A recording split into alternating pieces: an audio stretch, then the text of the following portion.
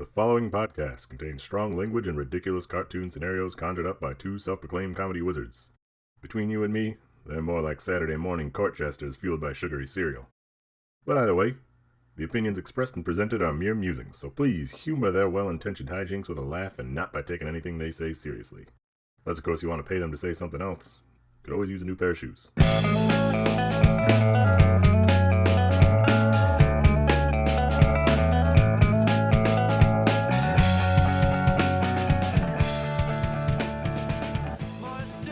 Hello, everybody, and welcome to ReviewParty.com. I'm Brent. I'm Matt. We sound very prim and proper. This is ReviewParty.com, as I've already told you. And if you've listened before, then I'm going to tell you something you've heard again. This is a comedy podcast. It's on the internet. You know, if it's your first time here, I think you should know that too. Who's just putting on podcasts all random? Who's playing Russian Roulette Podcast Edition? Don't do this willy-nilly. Be decisive, and I hope your decisive podcast selection choices led you here for a reason. And I think they did. Even if the Russian Roulette, fate brought you here for a reason to this podcast where we talk about internet reviews, the slimy, the grimy, the Amazon all prime timey. Ooh. That's awesome. Did you... I won't even ask. That was off the cuff, baby. You know what's not off the cuff is this segue. You know, episode 106, you know what the number 106 made me think of? What does it make you think of? A racetrack. It looks like a cool little Mario track if you connect the dots. You ever been to a racetrack, Matt? I've been to a go-kart track. Okay. I've been to the remnants of a historic racetrack that's been converted into a forest preserve. So you've never sit in the stands at a NASCAR-like, except on an even smaller scale event. Have not. Well, I've got a review to show you into that world. A few reviews, perhaps.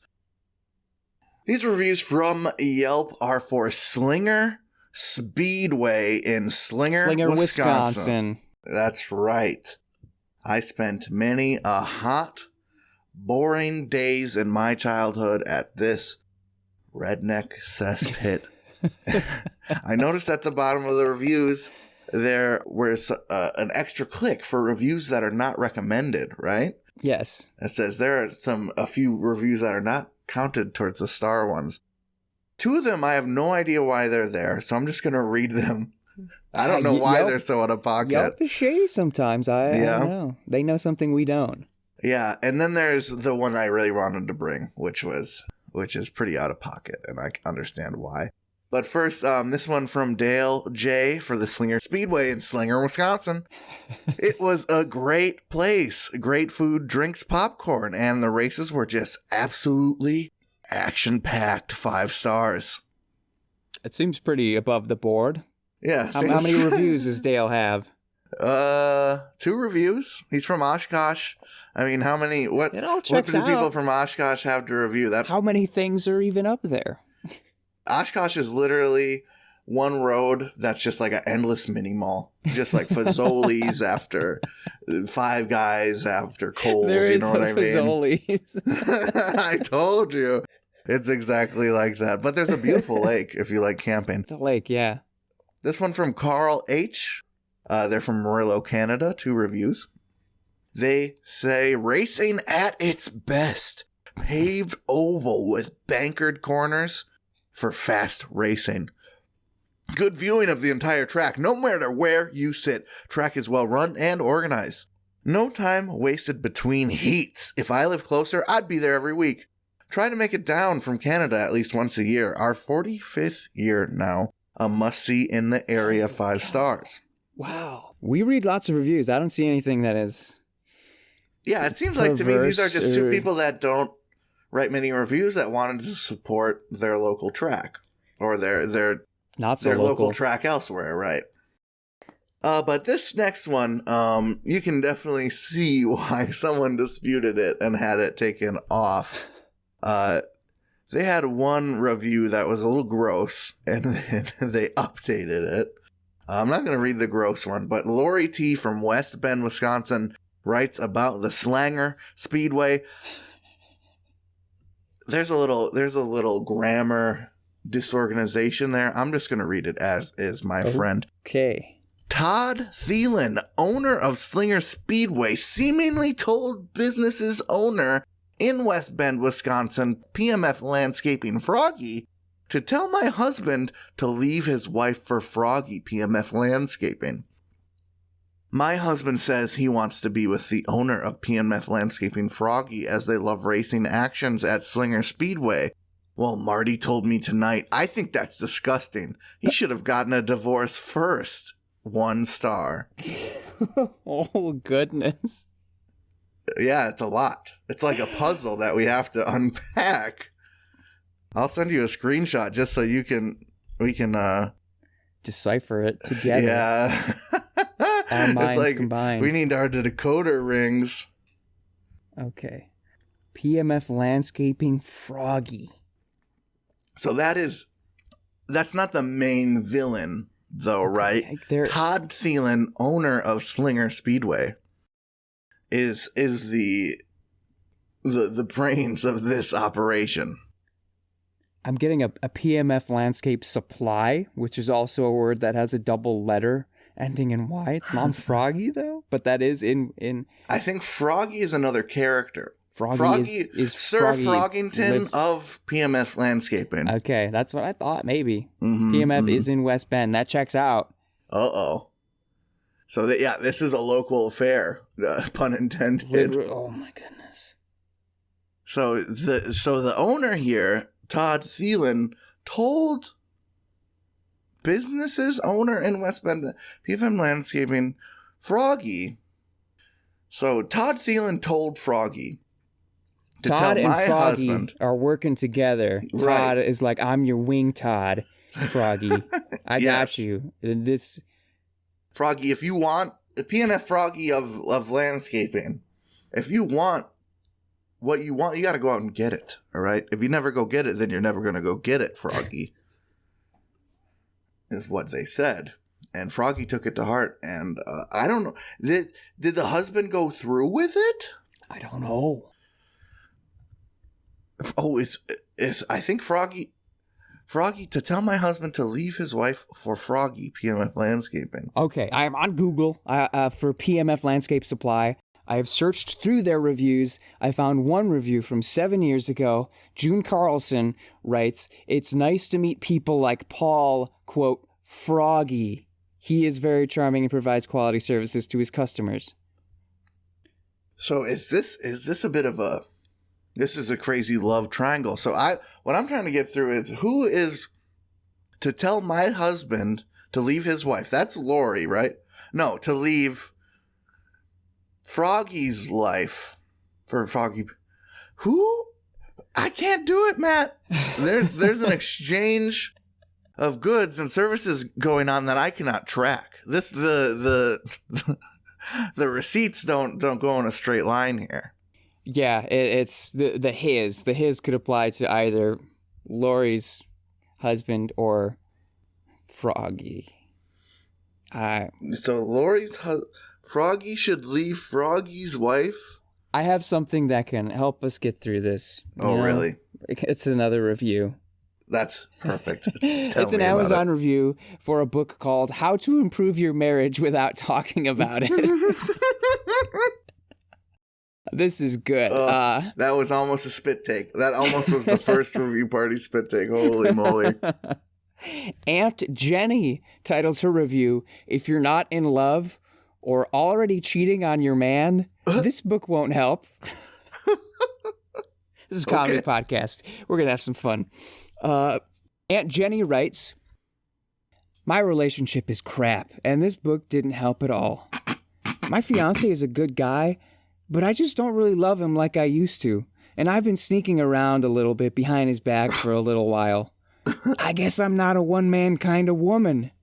I prefer a lot of meaningless sexual relationships to long-term relationship. I guess I kind of loathe him. The book may have helped a little bit because I've only cheated on him with one guy. I think. 1 star. That's just... Am I wrong? Am I jumping to a conclusion that my fake review radar is going off? It just seems a little ridiculous, doesn't it? I have no idea. what's painful to me is why she's like giving her love life a 1-star review. She basically says it's not the book's fault. I'm crazy, but then drops the 1 star. That's the real injustice here. Not that it's polyamory is crazy, but the way she's exploring it certainly reads psychopath, doesn't it, gang? It's a little psycho.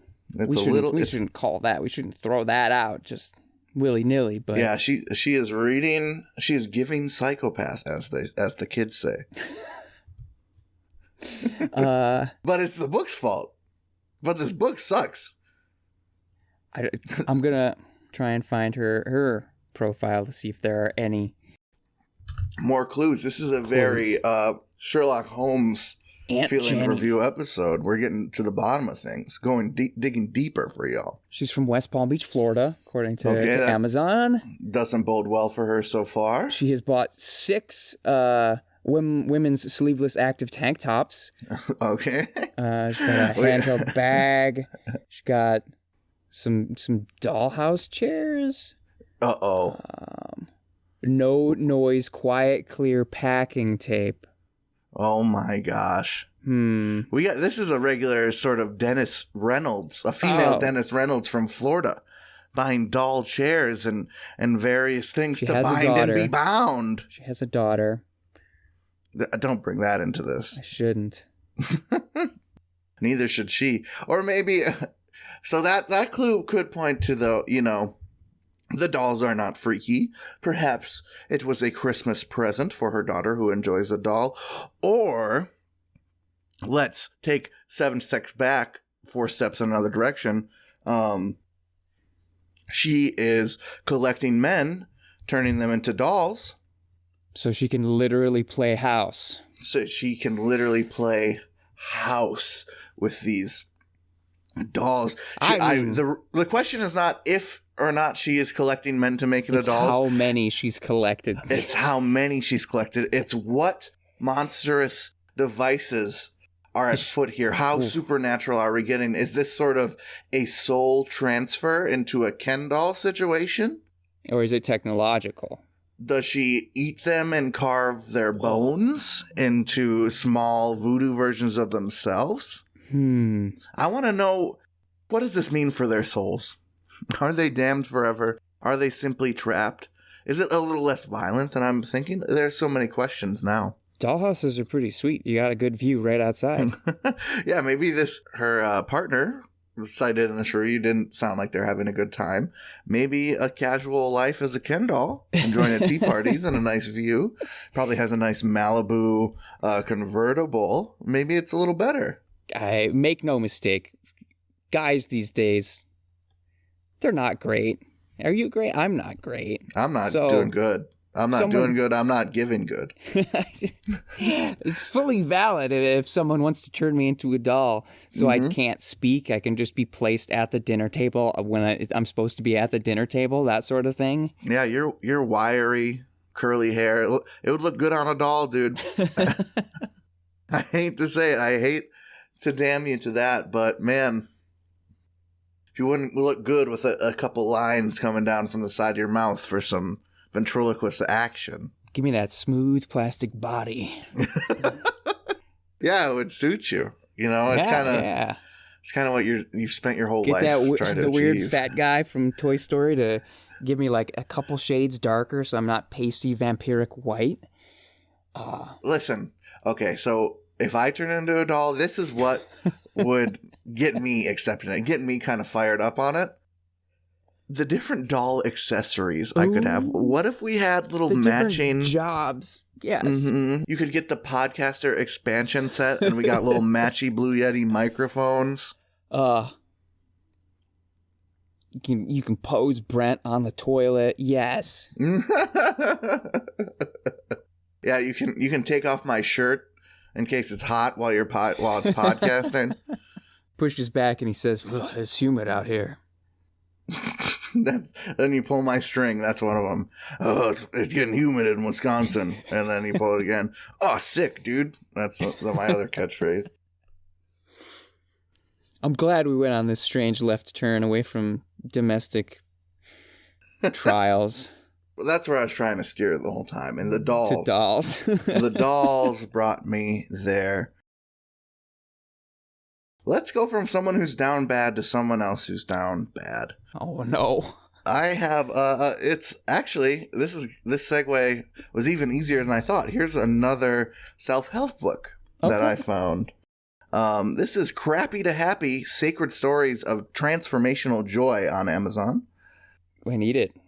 Written by Dennis P. They title it, Unparalleled Candor Prevails in These Amazing Stories of Grit and Determination. They write, brokenness comes in many forms and fashions, in which sometimes has a foundation that's built on issues of the past. The real-life stories within this book take you from the depths of despair to the triumph of overcoming the odds. Faith, resilience, persistence, and pure grit bubbles up within these amazing stories, each told with unbridled candor and extraordinary vulnerability. Readers walk away inspired with a keen sense of understanding that we are not alone in our personal struggles, and that such brokenness in whatever form can be overcome. 5 stars. Grit bubbles up? The grit is bubbling. I guess that's something I call in for work for. Hey, boss, I'm not going to make it in today. You know, I got the grits bubbling up right now. I think of grit as sort of a dry. It gets a dry personification in my mind. I am, my chalky hands are pushing upon a rock, but my grip does not waver. The grit could be like in your exfoliating apricot face scrub. That's gritty and not dry. But yeah, I don't ever see grit bubbling. Grit doesn't bubble. Grit doesn't bubble as much as sandpaper doesn't bubble. You know what I mean? What pure grit is bubbling up from within these amazing stories. If grit was bubbling up on my pages of the book, I would return it. I would return it to the store. Yeah, I want to find grit. I want to be out walking around and find some grit. Hey, look at this. Look at this gravel. It looks a little gritty, doesn't it, son? Ooh, Take a look at that. Thanks for pointing that out, Dad. And that's how you raise a strong person. You show them where the grit grows. I guess that makes me think, if we're talking about grits are liquidy. I could see grits bubbling up. Grits themselves do bubble, but pure grit is not a tasty breakfast treat. No. But I'm looking at this sentence. It says faith, resilience, persistence, and pure grit bubbles up. They're making a little a stew of triumph, it's a slurry. Perhaps. Okay. The faith is bubbling, the resilience, and the persistence. So they're putting all these negative and positive things in a little boil, in a little shrimp boil, perhaps, and this is what's bubbling up. So you got to skim the faith. Is faith like the scum you got to skim? And resilience and persistence? I don't want that in my soup, I think.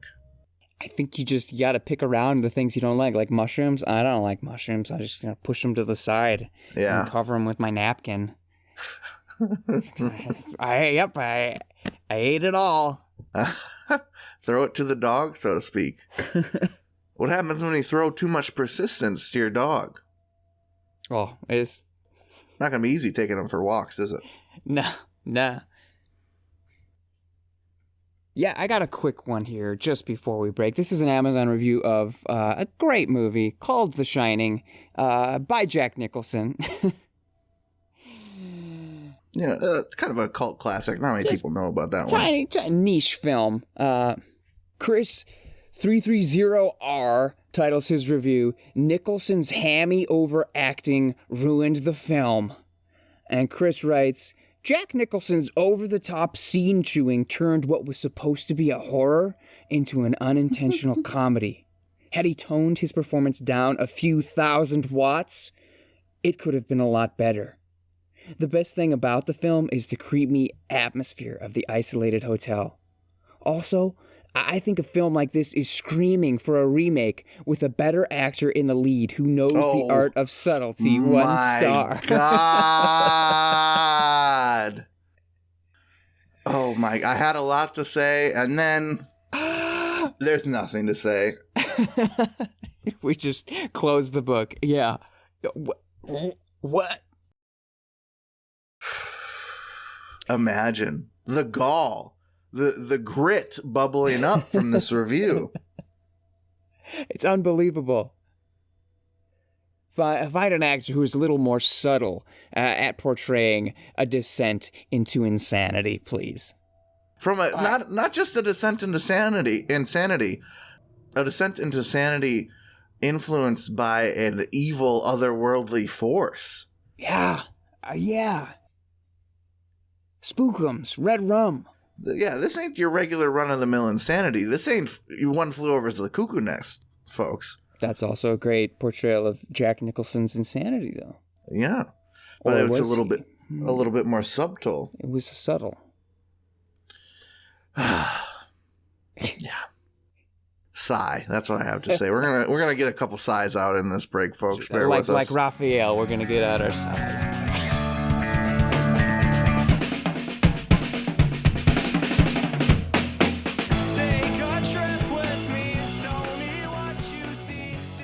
Hey everybody, thank you for listening to our lovely little podcast.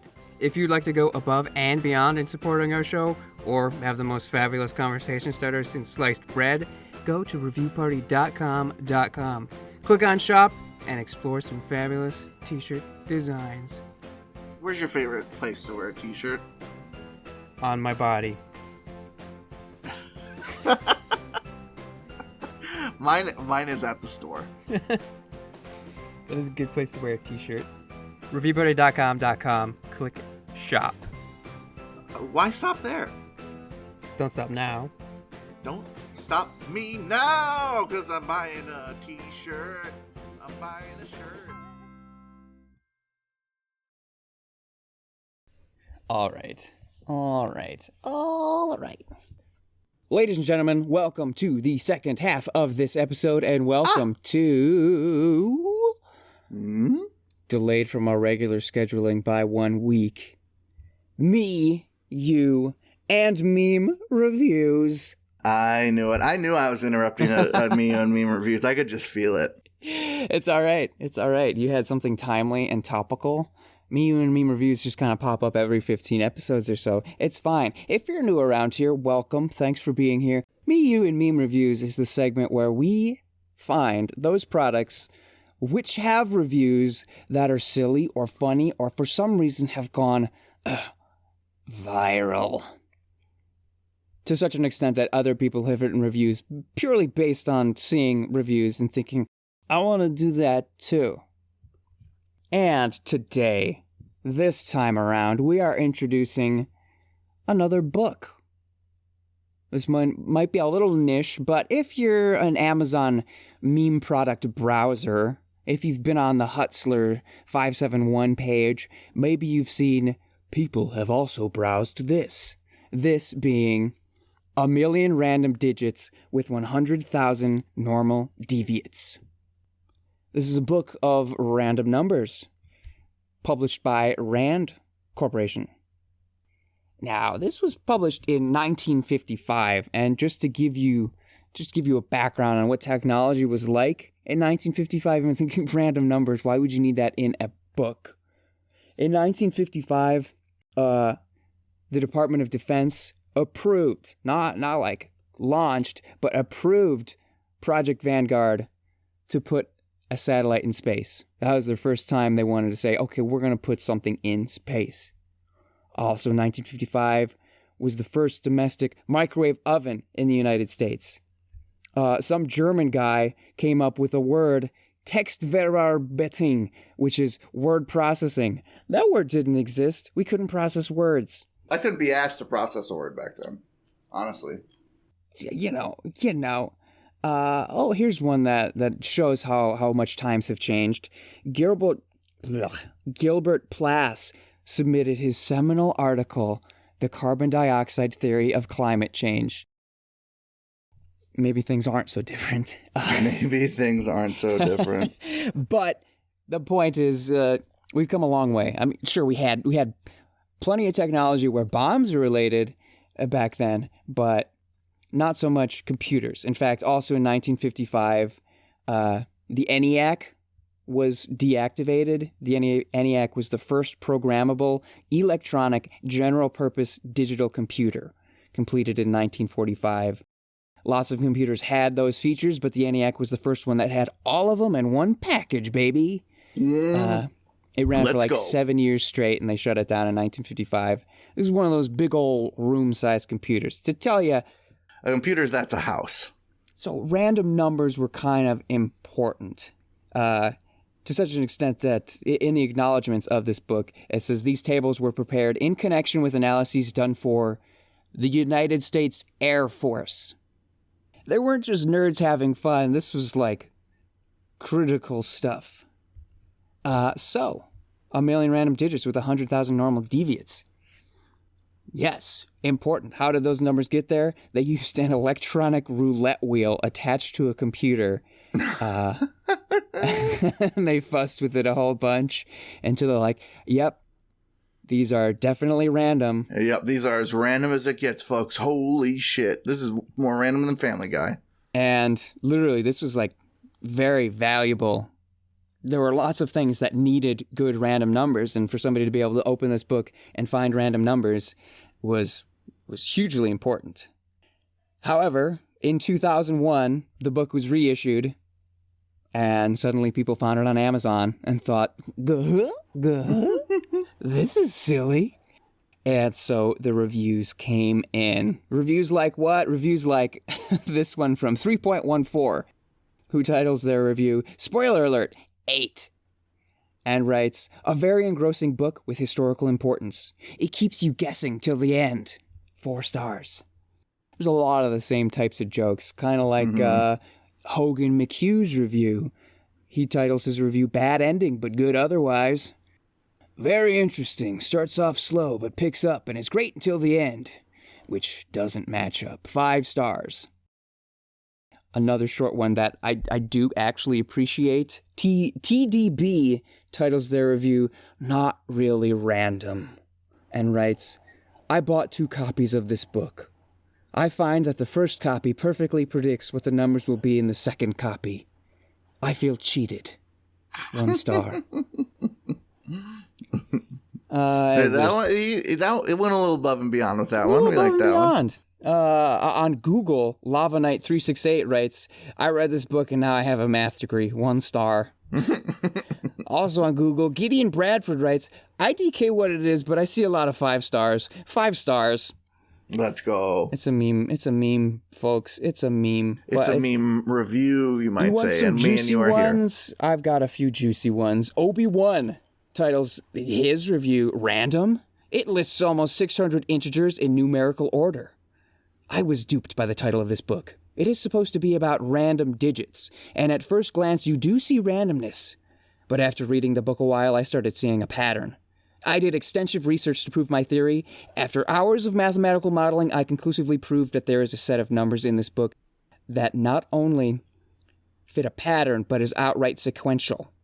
The top corner of each page, left corner on the left side, right corner on the right side, lists sequential numbers from 1 to 628. I'm going to stop reading because they're talking about the page numbers, and I don't find it funny. You know why? The idea of the review is funny. The idea is funny, but also in the book, it lists row numbers in order. If you're going to make the joke right. Do your research. Right. So screw you, Obi-Wan. I mean, he was just making a joke about the page number, right? Right. Yeah.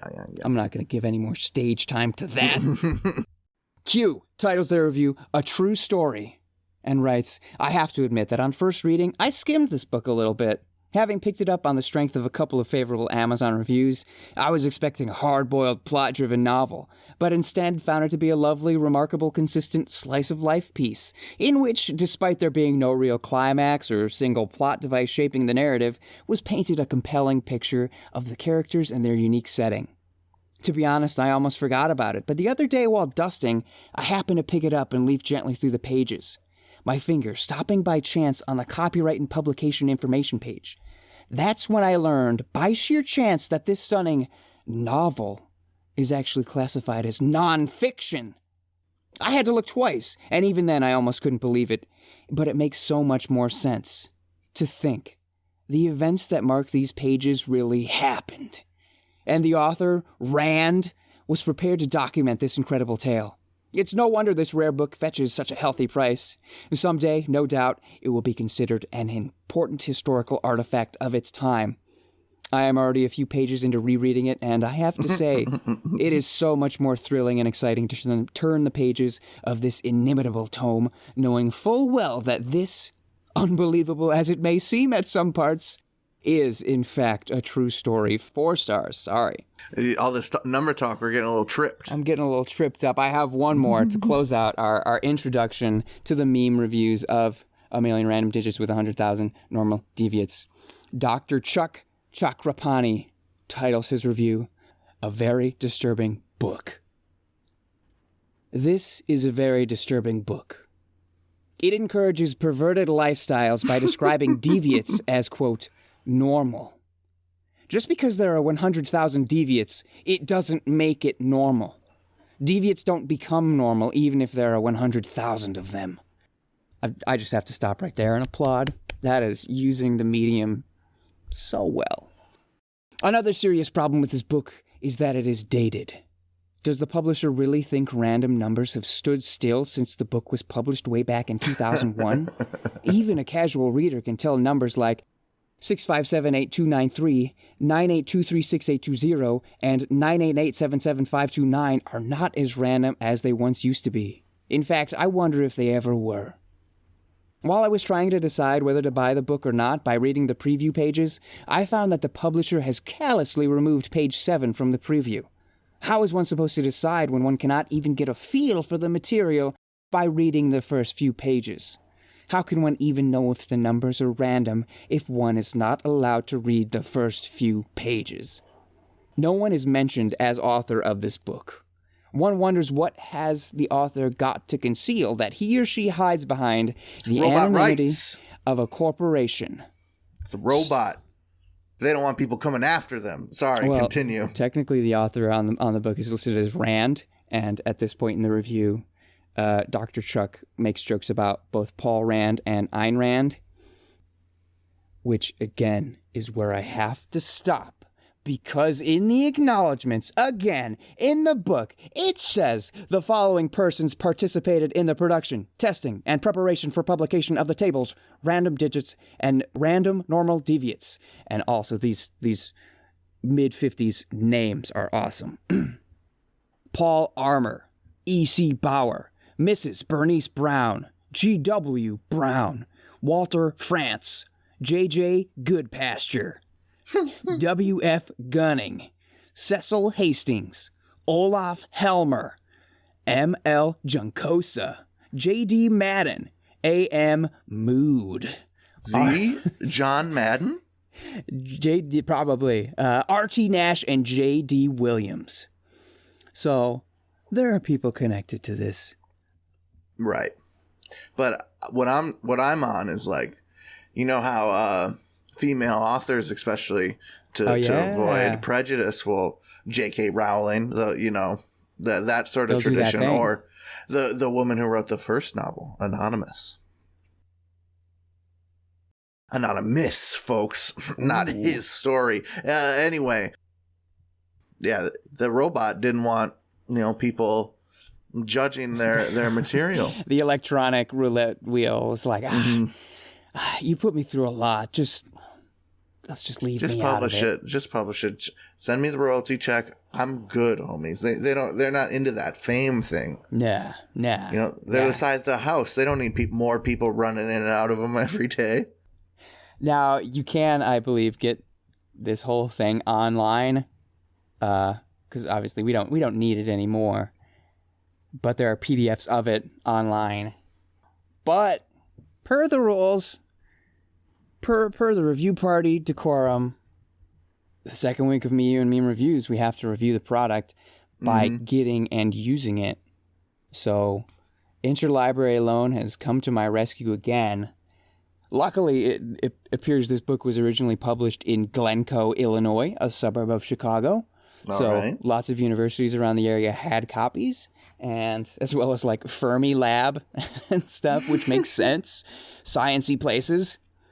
I got mine from St. Xavier University, I believe. People have heard of that place. Maybe. So I have cracked it open. I'm not going to give anything away, but yeah, no spoilers, bro. No spoilers. I heard a bit's pretty crazy in the middle. Yeah, I'll be sure to return next week with my real review and my meme review, because we know the value of a review and we know the value of good, earnest fun. Speaking of good, earnest fun, Matt. Yeah? I have a review from Amazon for the movie Ernest Cowboy. Goes to jail. Oh. It's called Cowboy, 1958 flick. And I got a review by Herman Fan. Cowboy. So that's, I think the John Wayne one I'm thinking of is Cowboys. Yeah, very not to be confused with the different. prequel. All the way through the movie, I kept trying to find someone to root for. Initially, Glenn Ford's character, Tom Reese, seems like a nice guy, but apparently he's only likable when he's drunk. Once the trail dive starts, he's so unlikable we assume Frank Harris, played by Jack Lemmon, the tenderfoot, is whom we're to identify with. Unfortunately, Jack Lemmon as a cowboy on a trail just didn't work for me. I kept seeing him as the neurotic guy from The Apartment. He doesn't get the girl. He doesn't do anything very heroic. He slowly turns as cold-hearted and unlikable as Reese, the man who he hates. The theme of the movie is that the code from the West, every man for himself. No matter what kind of help the other guy needs, even if he's hurt or might get killed, you look out for number one. Kind of hard to stand up and cheer for a sentiment like that. I also found the stunt work disappointing. Several fight scenes were done with stuntmen who physically just didn't resemble Ford or Lemmon. And then there's the ringing the bull scene where the bull has rubber horns, and a particular distasteful scene where chickens are buried up to their necks, and the cowboys ride by on horses and try to yank them out of the ground. I know. It may well be a realistic depiction of something that passed for fun in the Wild West, but it's still disturbing to watch. A great movie with a similar but better plot is Red River with John Wayne and Montgomery Clift. Or if you like Ken Flord, of course try 310 to Yuma. Outstanding Western Cowboy. Fell flat for me. 2 stars. Okay. I'm going to have to put it on the watch list. Not that I'm into animal cruelty, but...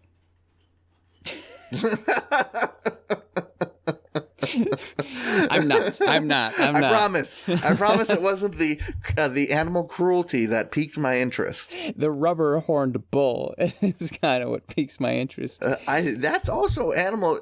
They weren't offended by the animal cruelty, but if the bull has rubber horns, are they not? Is that not animal cruelty as well? Maybe it was a cow that they just pasted. They just pasted on. Didn't who was that Vegas show? Didn't they just say they have a unicorn, but they just like taped a horn to a goat or something? Well, not Siegfried and Roy. I think it was the ones with the tigers. They did all types of shit, bro. Wild boys. Wild boys. No, yeah, Steve-O and Chris Pontius. Actually, they are champions of animal rights. So let's not throw their As wonderful names in the dirt. We love them. Yeah, I think stuff like that in movies is interesting to see what they could get away with. It's, there's bad stuff in everything, but, history and art is complicated. Not as complicated as trampling chickens. That's just sort of cut and dry, but it is complicated. This depiction of man. I don't think movies have to have messages to be good. I love a good heartfelt message, but sometimes life's tough, and art has to imitate life, and maybe these guys just become dickheads. How many guys who are dickheads? I think that's probably the point. Is right. That when it comes down to it, the grit bubbles up, and it makes everyone coarse. I want to end it there. You got another review? Jeez.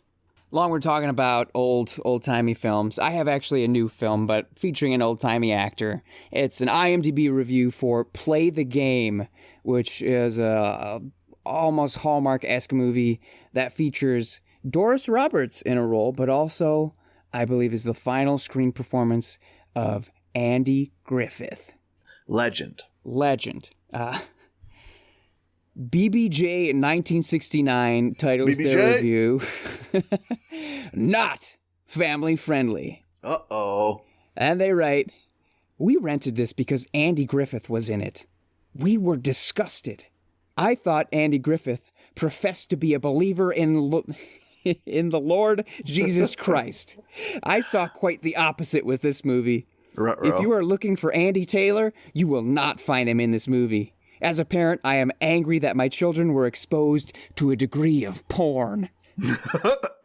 Grandpa's horny and he wants to have some fun. Whoa. Direct quote from Andy in the movie, and it only goes downhill from there. If you want your children to respect sex with multiple partners before marriage, oral sex, and did I mention sex? Then by all means, watch it. But if you care about morals and what your children see, then please stay away from Play the Game. No exaggerations. 1 star. She just doesn't sound like the intended audience for this movie, does she? Yeah, probably not. Yeah, I don't know anything about this movie, but it always gets me, people forget that depicting villains in art, I think, is a heroic thing. If that was a villainous character. Maybe it was just a character that likes sucking and fucking. Yeah, I think the plot is you've got the ladies' man young guy whose grandmother has just died, and he's trying to help his grandfather get past it. So now the grandfather's becoming a guy who wants to get around and have some fun, and the young guy finds a young girl that he thinks might be the one. What a role reversal. Right. The roles of swap. Sounds interesting. Sounds like a complex emotional dilemma going on, perhaps. Just a line from somebody else's review, from Jeremy Rieger, Facebook's review, also about Andy Griffith. He says horny, erection, sucks, talks about oral sex. It's disgusting. It's almost a creepy type movie. Creepy type. That's my Creepy favorite type. genre. Yeah. I can only feel like, man, props to Andy for doing something out of the box. Yeah. Expand your range, dude. Yeah, I'm sure it was a nerve-wracking thing for him to do, to not just agree to do that role, but to inhabit that role and push himself, as an actor. I'm sure a lot of that was going on. That's what I can assume about this movie, about sucking and fucking, and they say penis in it. He wanted to work with the treasure that is Doris Roberts. Mm-hmm. She's on Everybody Loves Raymond. You can't... Yeah, he's like, this lady's on Everyone's Love Raymond. She's like, I love that episode where Deborah makes good food and then she gets jealous because Ray likes her cooking. I love that episode where Ray yells, Deborah! Deborah. So yeah, maybe I'll say erection on stage for a chance to work with her. I don't think that's a sin. I'd do it. I would say erection in front of a billion people to say what up to that funny lady. May they both rest in peace. Absolutely. Me, episode 106. rest in peace. How about that for you? It's dead, folks. We're moving on. Oh. Thanks for listening. Good thing you listened to it before it died. Congratulations. We here at reviewparty.com want to let you know we got new episodes every Tuesday, Reviews Day. # Tuesday, Reviews Day. If you have an absurd review that you want us to go haha or react to, send us an email with a hyperlink or a screenshot to the review to reviewparty.com@gmail.com and include your name so we can throw you credit. Matt. If you want to reach out to us in any other way, totally, you can do that every morning on the 8s. Actually, any time of day whatsoever. You can pull out your phone, get on your computer, ask an adult to use their credit card, and find us on the social medias. At reviewparty.com is where we are on Instagram and TikTok. Follow, share, like. All the stuff there is high quality content consumed by us and you, potentially, because we're the ones producing it. We're also on Twitter at ReviewPartyPod, and there's a website that we have. It's hosted on Squarespace. They're not paying us to say that, but just in case you're wondering, that's what it is. We're not Wix. We're not Wix users. We're above that. It's reviewparty.com. There's the blog, all of the episodes, every single listening platform that we could track down, the shop, and the sign up for the newsletter that just pops up into your email when you least expect it, like on a # Tuesday Reviews Day. Like a jump scare in your email every week from us. Blah. Blah. I just want to ask you to follow, subscribe, whatever that button is on wherever you're listening, hit it. It's a big help to us. It helps, this game, it's all about juicing that algorithm, and we're trying to do as much juicing as we can. So if you could hit those buttons, that'd be great. And I'd also like to say thank you to our buddies Nosebleeds for letting us use their jam bread for breakfast. You can find them and more of their great tunes on Spotify and Nosebleeds. One word. Matt, I have a finisher I'm quite excited for. Ooh. This is a review for everything, everywhere, all at once. I want to see this. You should see it. It is the best movie I've seen in recent memory, for sure. For sure. This review is from Amazon, is from us also. They title it, and they write, not recommended, nothing new, a mixed mash of past stories told, a bore, men depicted as weak, 1 star.